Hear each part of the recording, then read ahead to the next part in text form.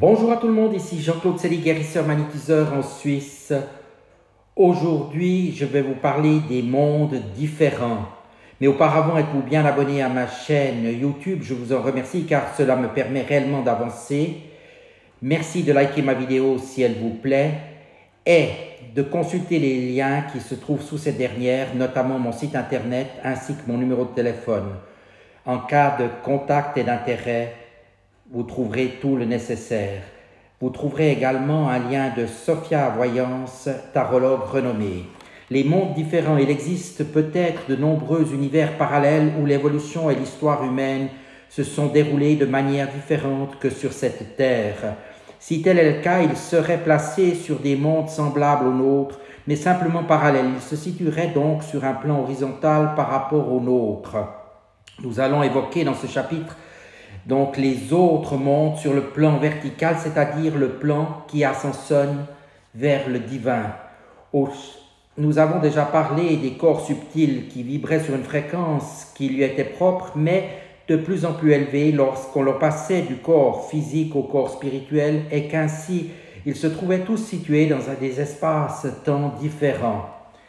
L'être humain était hologramme de l'univers, l'ensemble des corps représente l'ensemble des mondes existants, du moins à notre entendement.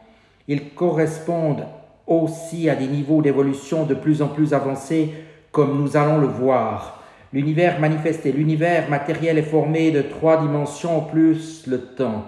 Dans ce lieu, le corps physique et énergétique sont intimement liés entre eux, comme l'onde est le corpuscule de la physique quantique où il a été démontré que la matière et l'énergie sont 2 aspects différents de la même chose.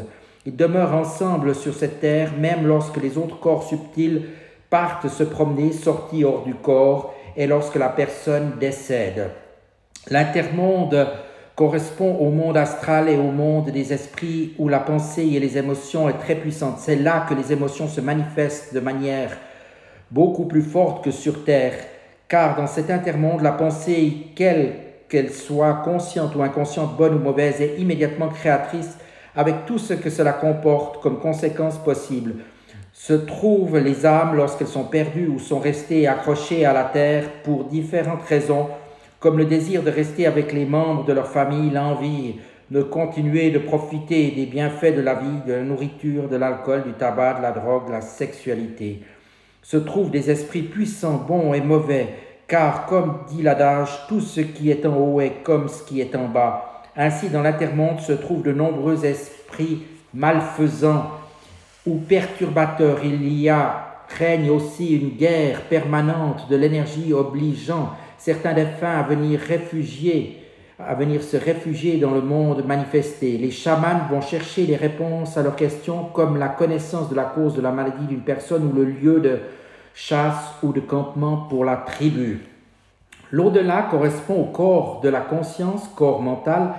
C'est là que les défunts arrivent après s'être débarrassés de leur corps physique et éthérique sur la terre et de leur corps astral dans l'intermonde. Dans ce lieu, les défunts digèrent leurs expériences terrestres, continuent à parfaire leurs connaissances et leur évolution spirituelle, résident avant de décider de revenir sur terre pour une nouvelle incarnation en accord avec les êtres de lumière afin de réaliser une nouvelle mission de vie ou une reprise de l'ancienne si elle n'a pas été terminée dans l'incarnation précédente. Dans le monde de l'au-delà de la pensée est très puissante. Le monde spirituel correspond au corps spirituel. C'est là que les êtres arrivent lorsqu'ils ont fini le cycle de leur incarnation et donc qu'ils sont suffisamment évolués spirituellement. Dans ce cas, ils abandonnent leur corps mental dans l'au-delà avant d'arriver dans ce nouveau niveau. Les êtres rejoignent là leur être supérieur et rencontrent les anges, archanges et autres hiérarchies.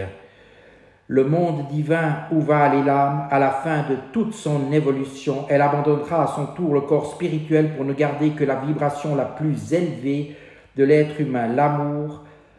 L'âme pourra alors peu à peu s'avancer vers le divin pour se baigner et se fondre dans son énergie, tout en gardant son individualité. Il faudra comprendre que dans chacun de ces mondes, il existe une infinité de sous-mondes, car, comme l'a dit Jésus, il y a de nombreuses demeures dans la maison de mon Père, selon l'évangile de Jean.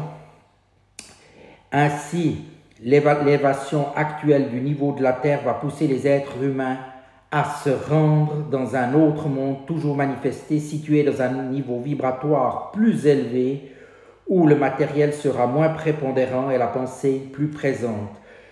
Ce ne sera pas l'intermonde ni l'au-delà, simplement un lieu toujours matériel, mais où la conscience des êtres sera vraiment plus élevée. Je vous remercie de votre attention et vous dis à tout bientôt.